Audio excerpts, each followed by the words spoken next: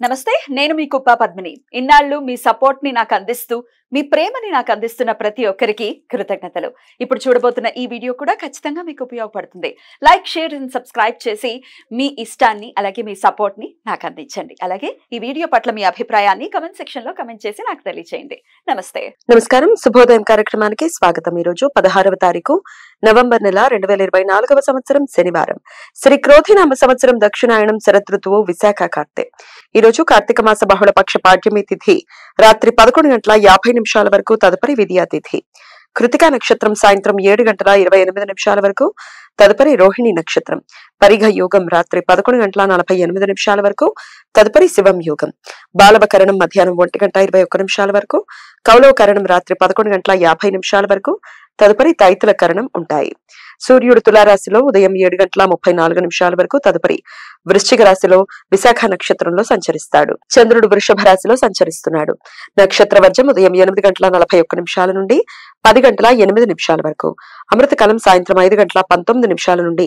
6:45 వరకు హైదరాబాద్ ప్రాంతం వారికి సూర్యోదయం ఉదయం 6:22 సూర్యాస్తమయం సాయంత్రం 5:40 చంద్రోదయం సాయంత్రం 6 గంటలకు చంద్రాస్తమయం ఉదయం 6:36 అభిజిత్ ముహూర్తం పగలు 11:38 నుండి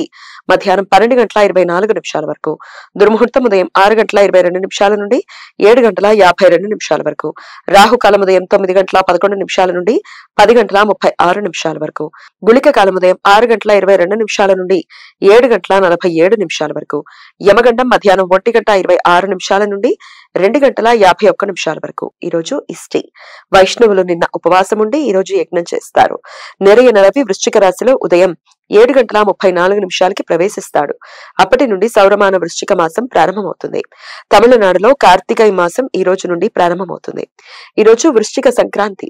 పితృదేవతలకు శ్రాద్ధ విధులను నిర్వర్తించడానికి అనుకూలమైన విష్ణుపద పుణ్యకాలం ఈ రోజు సూర్యోదయం నుండి మధ్యాహ్నం 12:01 వరకు ఉంటుంది శబరిమలలో మండల పూజలు ఈ రోజు నుండి ప్రారంభమవుతాయి ఈ రోజు మాస కృతికా వ్రతం శైవ భక్తులు ప్రతి నెల వచ్చే కృతికా నక్షత్రం రోజు ఉపవాసం ఉండి సాయంత్రం కార్తీక దీపం పేరుతో నూనె దీపారాధనలు చేస్తారు రవి పంచశలాక వేధ ఈ రోజు తెల్లవారుజామున 3:17 నుండి ఈ రోజు ఉదయం 7:34 మధ్య కాలంలో ఏర్పడుతుంది రవి గ్రహం విశాఖ నక్షత్రం 3వ పాదంలో సంచరిస్తున్నప్పుడు చంద్రగ్రహం కృతికా నక్షత్రం 2వ పాదంలో సంచరించే సమయంలో ఈ వేధ ఏర్పడుతుంది ఈ సమయం శుభకార్యాలు చేయడానికి అనుకూలం కాదు శనివారం రోహిణి నక్షత్ర కలయిక ఉండటం వలన